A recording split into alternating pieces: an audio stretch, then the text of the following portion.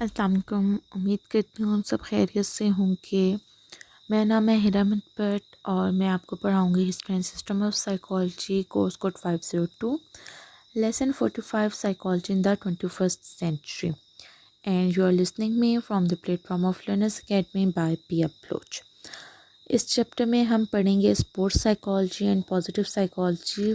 Further last chapters में से हम पढ़ते आ रहे हैं 21st सेंचुरी में साइकोलॉजी की कौन कौन सी न्यू फील्ड्स इंट्रोड्यूस करवाई गई और उनका क्या स्कोप है, उनके क्या इम्पोर्टेंस है इन साइकोलॉजी फील्ड। अच्छा जी, 20th सेंचुरी में आके स्पोर्ट्स साइकोलॉजी को भी एक सेपरेट सब्जेक्ट के तौर पे, एक सेपरेट ब्रांच के तौर पे इंट्रोड्यूस करवाया गया। स्पोर्ट्स साइकोलॉजी का हमारे पाकिस्तान में ऐसा जितना अभी तक स्कोप नहीं है, लेकिन फॉरेन कंट्रीज़ में इसका बहुत ज़्यादा स्कोप है। स्पोर्ट्स साइकोलॉजी का जो सबसे मेन एजेंडा या पर्पस है वो हमारे एथलीट्स या हमारे स्पोर्ट्स मैन और वुमेंस की मेंटल हेल्थ के ऊपर फोकस करना है। ये किस तरह से एक एथलीट को किसी भी स्पोर्ट्स, किसी भी गेम में जाने से पहले कितना मोटिवेट होने की ज़रूरत होती है, उसको मेंटली कितना एबिलिटीज़ की ज़रूरत होती है कि वो कोई भी गेम जीत सके। फॉर एग्ज़ाम्पल, अगर कोई भी एथलीट है और उसको कोई इंजरी हो गई है और वो फर्दर किसी भी 2-3 महीने के लिए आगे पार्टिसिपेट नहीं कर सकता, तो उसकी मेंटल हेल्थ बहुत ज़्यादा इस चीज़ में डैमेज हो जाती है। 2-3 महीने जो वो किसी भी चीज़ में, किसी भी फील्ड में पार्टिसिपेट नहीं कर सकता, किसी भी स्पोर्ट में नहीं जा सकता ड्यू टू इंजरी, उसका असर उसकी नेक्स्ट आने वाली किसी भी गेम पे पड़ सकता है। उसमें होता क्या है कि वो मेंटली बहुत ज़्यादा डिस्टर्ब हो चुका होता है। उस इंजरी की वजह से उनकी उसके बाद काउंसलिंग की बहुत सख्त ज़रूरत होती है ताकि वो दोबारा अपना वही लेवल बिल्ड कर सकें जिस लेवल पे उन्होंने अपनी गेम छोड़ी थी। स्पोर्ट्स साइकोलॉजी जिन चीज़ों को देखती है उनमें सबसे ज़्यादा आती है मोटिवेशन स्पोर्ट्स। हर इंसान को मोटिवेशन की ज़रूरत होती है, वो चाहे जिस भी फील्ड में हो, जिस भी कैटेगरी से हो, बड़ा हो छोटा हो, जो भी हो। स्पोर्ट्स में मोटिवेशन की बहुत ज़्यादा ज़रूरत होती है। जब आपके इर्द गिर्द क्राउड होता है और आपको उनमें से कोई मोटिवेट नहीं कर रहा होता, तो आपको में बहुत ज़्यादा एक किस्म की गेम खेलने की हिम्मत नहीं रहती। इसी तरह से अगर डेफिनेटली उस क्राउड का प्रेशर भी बहुत ज़्यादा होता है आपके ऊपर, लेकिन उसके साथ साथ वो आपको मोटिवेट कर रहे होते हैं। जब आपका नाम ले रहे होते हैं, जब आपकी कंट्री का नाम ले रहे होते हैं, जब आपकी टीम का नाम ले रहे होते हैं, तो आप बहुत ज़्यादा मोटिवेट हो रहे होते हैं। उससे आपके अंदर एक फीलिंग्स डेवलप होती हैं कि आपने इस गेम को जीतना है और आप अपना बेस्ट उसमें शो करते हैं। उसके बाद आ जाते हैं हमारे पर्सनैलिटी फैक्टर्स। हर इंसान की पर्सनैलिटी उस पर कहीं ना कहीं असरअंदाज होती है। कोई इंसान बहुत ज़्यादा गुस्से वाला होता है, कोई इंसान बहुत धीमे लहजे वाला होता है, तो वो उसकी पर्सनैलिटी पे असरअंदाज हो रहा होता है। अब स्पोर्ट्स में भी यही सारी चीज़ें किसी भी इंसान के ऊपर असरअंदाज हो रही हैं कि जो स्पोर्ट्स मैन है उसकी परफॉर्मेंस का बहुत असर होता है। अगर कोई एग्रेसिव पर्सन है, जैसे अगर हम अपनी उसकी बात करें तो क्रिकेट की बात करें तो उनमें 1-2 लोगों ने गुस्से में आके बॉल को बाइट कर लिया, तो उनको कुछ टाइम के लिए बैन कर दिया गया। इसका क्या हुआ, उनकी परफॉर्मेंस के साथ उनकी पर्सनैलिटी पे भी इसका बहुत ज़्यादा असर पड़ा। फर्दर इसमें जो चीज़ हम फोकस करते हैं वो हमारे अटेंशन और अराउजल फैक्टर्स होते हैं कि हमारी अटेंशन किस तरह से रीबिल्ड की जाती है अपने प्लेयर्स को लेकर। हर प्लेयर को, हर इंसान को एक अटेंशन की ज़रूरत होती है जो उसको दोबारा से मोटिवेट करती है किसी भी चीज़ को अचीव करने के लिए। अब एक बंदा है वो कॉन्टीन्यूसली गोल्ड मेडल ले रहा है, तो उसको फर्दर मोटिवेट करने की ज़रूरत है कि आपने इस दिन नेक्स्ट और अच्छा कर सकते हो। अगर कोई 10 मिनट में रेस कंप्लीट करता है तो उसको मोटिवेट करने की ज़रूरत है कि नहीं, आप बेटा 9 मिनट में भी कर सकते हो। ठीक है, ये सारी चीज़ें आती हैं इस चीज़ में। फर्दर जो सबसे ज़्यादा इम्पॉर्टेंट चीज़ होती है स्पोर्ट्स साइकोलॉजी में, किसी भी फील्ड में, बल्कि वो एंग्जाइटी एंड मूड फैक्टर्स होते हैं। जो हमारे स्पोर्ट्स एथलीट्स होते हैं स्पेशली, उनमें एंग्जाइटी और मूड फैक्टर्स बहुत ज़्यादा होते हैं। उसकी कहीं ना कहीं रीज़न ये भी होती है कि वो बहुत बहुत टाइम अपनी फैमिली से दूर रहते हैं उनको बहुत सी चीज़ों की रिस्ट्रिक्शंस होती हैं, वो बहुत से काम नहीं कर सकते, बहुत सी डाइट्स, वो बहुत से खाने नहीं खा सकते, बहुत सी चीज़ें वो यूज़ नहीं कर सकते। तो इन सारी चीज़ों से उनकी एंग्जाइटी या उनके मूड स्विंग्स स्टार्ट हो जाते हैं। उन सारी चीज़ों को डील करना भी स्पोर्ट्स साइकोलॉजी के अंडर आता है। एक स्पोर्ट्स साइकोलॉजिस्ट कैसे इन सारी चीज़ों को डील करता है, ये स्पोर्ट्स साइकोलॉजी के अंदर पढ़ाया जाता है। अच्छा जी, नेक्स्ट जो हमारे पास ब्रांच है वो है पॉजिटिव साइकोलॉजी। पॉजिटिव साइकोलॉजी भी नई ब्रांच इंट्रोड्यूस करवाएगी, जिसका बेसिक एम जो था वो था साइकोलॉजिकल मेथोडोलॉजीज को डिस्कवर करना कि और उसके फैक्टर्स को यूज़ करना कि किस तरह किसी भी इंडिविजुअल या ग्रुप या ऑर्गेनाइजेशन में उन चीज़ों को पॉजिटिव वे में हम चीज़ों को यूज़ करके अपनी चीज़ों को किस तरह से बेहतर बना सकते हैं। अगर हम पॉजिटिव साइकोलॉजी में बाकी वेरिएबल्स को फोकस करें तो उसमें ऑप्टिमिज्म, होप, हैप्पीनेस और इमोशनल इंटेलिजेंस, सेल्फ का बहुत ज़्यादा कंसीडर किया जाता है। वो मेन वेरिएबल्स कंसीडर किया जाते हैं किसी भी पॉजिटिव साइकोलॉजी में। अगर हम दूसरी तरह से देखें तो पॉजिटिव साइकोलॉजी हमारा scientific study of human happiness है। अगर हम पॉजिटिव सोचेंगे तो हम पॉजिटिव एनर्जीज़ को अट्रैक्ट करेंगे। तो डेफिनेटली जब हम पॉजिटिव एनर्जीज़ को अट्रैक्ट कर रहे होंगे तो हमारे साथ पॉजिटिव ही होगा, और जब हमारे साथ पॉजिटिव होगा तो हम ऑटोमेटिकली खुश रहेंगे। अच्छा, अब इसमें पॉजिटिव साइकोलॉजी में जो ज़्यादा चीज़ पे देखा जाता है वो ये है कि लोग कितने सही हैं, हम इस चीज़ पे फोकस नहीं करते। लोग किस हद तक गलत हैं, हम इस चीज़ को देख रहे होते हैं। हम उनकी मेंटल वेलनेस को नहीं देख रहे होते, हम उनकी मेंटल इलनेस को देख रहे होते हैं कि उनकी हम अगर बैड पॉइंट्स को देख के फिर हमने उनको कन्वर्ट करना है पॉजिटिव पॉइंट्स पे। हमारा फोकस इसमें पॉजिटिव साइकोलॉजी में इन चीज़ों पे होता है। इसके ऊपर बहुत ढेर सारे साइकोलॉजिस्ट ने काम किया। उन्होंने बहुत ज़्यादा रिसर्चेस की, एक्सपेरिमेंट्स किए, जिनमें मैस्लो है, कार्ल रॉजर्स है, इनके बहुत ज़्यादा मतलब नाम सामने आते हैं कि जिन्होंने बहुत ज़्यादा कोशिश की कि हम किसी तरह से इन चीज़ों को, जो हमारी नेगेटिव थिंकिंग्स हैं, हमारे नेगेटिव पैटर्न्स हैं, उनको हम कन्वर्ट कर सकें अपनी पॉजिटिव थिंकिंग में। जब हमारी बेसिक नीड्स पूरी होती हैं उसके बाद हम लोगों की जब फर्दर नीड्स की तरफ हम मूव करते हैं तो हम लोगों के साथ साथ उसमें नेगेटिविटी आना स्टार्ट हो जाती है। तो बेसिक नीड्स के पूरा होने के बाद हमें कितने हद तक पॉजिटिव रहने की ज़रूरत होती है ताकि हम पॉजिटिव ही हर चीज़ को अडॉप्ट करें। अब पॉजिटिव साइकोलॉजी में फर्दर 3 एरियाज़ को रिसर्च उन पे की गई। एक प्लेजेंट लाइफ, जिनको हम लाइफ ऑफ एन्जॉयमेंट भी कहते हैं, good life, life of engagement, meaningful life, life of evolution. अब इनको फर्दर किस तरह से उन्होंने रिसर्च करके डिस्कवर किया, हम तक पहुँचाया, क्या क्या उन्होंने इसमें रिसर्च की।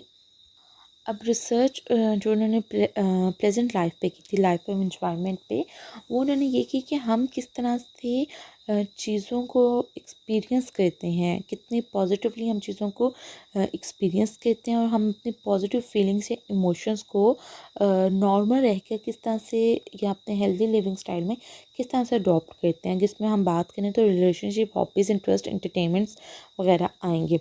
अब एक जो प्रेजेंट लाइफ होती है, एक जो नॉर्मल बंदा होता है, उसको वो अपने रिलेशनशिप्स को किस तरह से लेके चल रहा है, अपने हॉबीज़ को, अपने इंटरेस्ट को, अपने एंटरटेनमेंट्स को किस तरह से लेके चल रहा है, ये हम इन सारी चीज़, ये जितनी भी सारी चीज़ें आती हैं वो लाइफ ऑफ एन्जॉयमेंट पे आती हैं हमारी। कि हम लाइफ को एंजॉय कर रहे हैं अपने रिलेशनशिप्स के साथ, अपनी हॉबीज़ के साथ, अपने इंटरेस्ट के साथ, अपने एंटरटेनमेंट्स के साथ। अगर हमें दिन में 10 मिनट भी मिल जाते हैं कि हम अपनी पसंद की कोई चीज़ देख सकते हैं, बेशक वो हमारे सेल फ़ोन पे हो, बेशक वो हमारे टीवी पे हो, जिस मर्ज़ी चीज़ पे हो, या हम अगर हमें कोई हॉबी हमारी है, अगर हम उसके लिए भी अपना टाइम निकाल के इस बिज़ी शेड्यूल में से हम उसके लिए भी डेली टाइम निकालते हैं या वीकली टाइम निकालते हैं, then we enjoying our life. Further उन्होंने रिसर्च की कि गुड लाइफ के ऊपर अगर हम बात करें, या लाइफ ऑफ एंगेजमेंट के ऊपर, कि एक इंसान जब किसी के साथ कमिटेबल होता है, किसी के साथ कमिटमेंट करता है, तो वो किस हद तक उसको इंगेज होके उसको कितनी ज़्यादा सेटिस्फेक्शन होती है या नहीं होती, इस चीज़ के ऊपर फर्दर फोकस किया गया। अगर हम बात करें इसमें किसी भी ऑर्गेनाइजेशन को अगर हम ले लें, वहाँ पे जो एम्प्लॉयज़ काम करते हैं, अगर उनका अपने बॉस के साथ रिलेशन अच्छा होगा, तो उनको टास्क करने में, उनको जो भी टास्क है, उनको जो भी ड्यूटीज़ उनको दी जाएंगी वो उनको करने में मज़ा आएगा। अगर उनका उनके साथ रिलेशन अच्छा नहीं होगा तो उनको इसमें करने में मज़ा नहीं आएगा।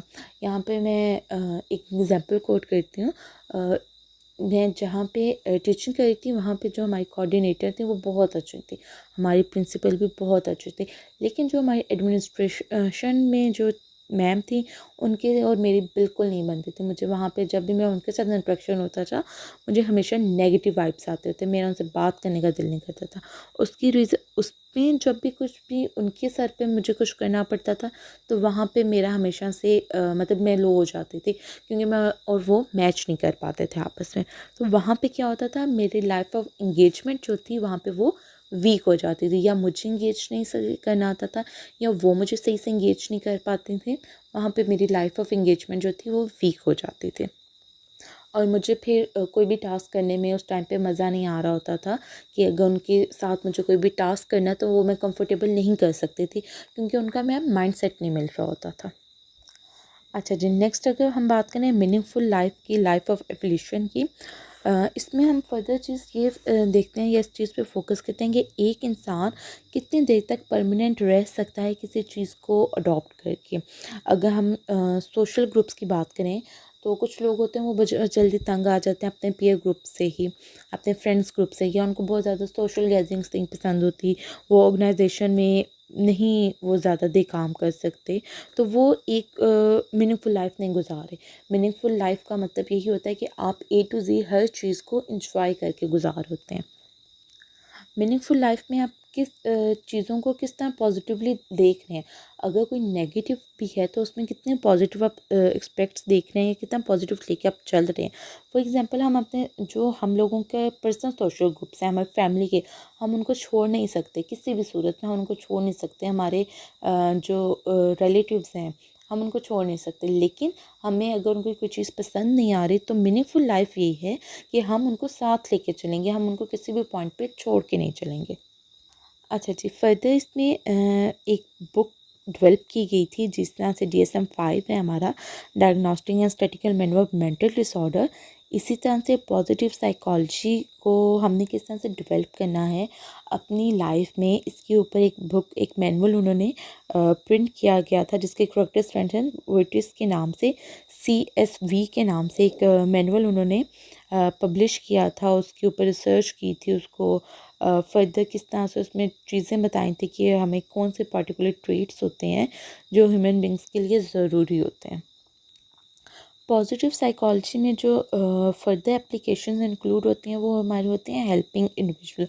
हम एक इंसान दूसरे इंसान की कितनी हद तक मदद कर सकता है, या एक ऑर्गेनाइजेशन में रह के वो किसका कितनी हद तक साथ दे सकता है। फॉर एग्ज़ाम्पल समटाइम ऐसा होता है कि हम किसी की गलती नहीं भी होती और एक ग्रुप होता है और उसमें बॉस डांट रहा होता है किसको या ब्लेम कर रहा होता है, उसके ऊपर कोई केस फाइल कर देता है या कुछ भी ऐसा करता है। और जब 4 एम्प्लॉयज़ को पता हो कि इसकी गलती नहीं है, लेकिन वो अपनी जॉब बचाने के लिए उस बंदे का साथ नहीं देते, वो अपने बॉस का साथ देते हैं। ये चीज़ हमारे सोसाइटी में बहुत कॉमन है। तो ये हमारी पॉजिटिव अप्रोच नहीं है, ये हमारी नेगेटिव अप्रोच है। तो हमें पॉजिटिव साइकोलॉजी क्या सिखाती है कि हमने अपने बॉस का साथ नहीं देना, हमने उस बंदे का साथ देना जो सही है।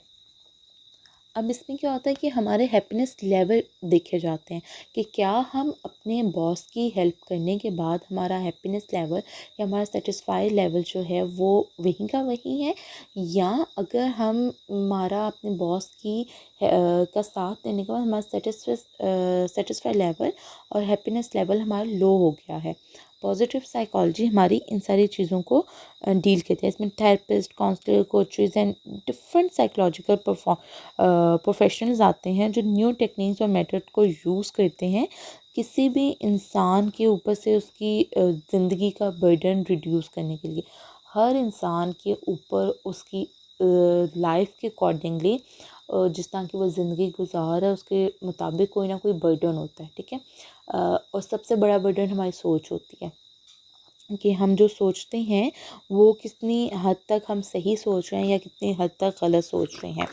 इसमें फर्दर एक चीज़ मैं ऐड करना चाहूँगी कि हमारी सोच में सबसे ज़्यादा फॉल्ट होता है। अगर हम किसी भी चीज़ को अट्रैक्ट करना चाहें तो हम बहुत इजीली उसको अट्रैक्ट कर सकते हैं। पॉजिटिव साइकोलॉजी में हमें सिखाया जाता है, बताया जाता है फर्दर इसमें, ये लॉ ऑफ अट्रैक्शन कितना ज़रूरी है हमारी ज़िंदगी में और हम उसको किस हद तक इस्तेमाल कर सकते हैं और हम क्यों उसको इस्तेमाल नहीं करते। ये सारी चीज़ें जो हमें मेंटली पॉजिटिव की तरफ लेके जाती हैं, जो हमें हर उस चीज़ को करने के बाद हम सेटिस्फाई नहीं होते, क्योंकि हमें पता होता है कि ये हम काम गलत कर रहे हैं और जिस दिन हम वो काम सही कर लेते हैं हम सेटिस्फाई हो जाते हैं। पॉजिटिव साइकोलॉजी इन सारी चीज़ को डील करती है। आज का लेक्चर यहीं पे ख़त्म हुआ और आपकी बुक भी यहीं पे ख़त्म हुई। होप सो आपको सारे लेक्चर्स समझ में आ गए होंगे। अगर कुछ समझ में नहीं आया तो आप कमेंट सेक्शन में पूछ सकते हैं। And best of luck for exams और मुझे दुआ में याद रखिएगा। तब तक के लिए अल्लाह हाफ़िज़।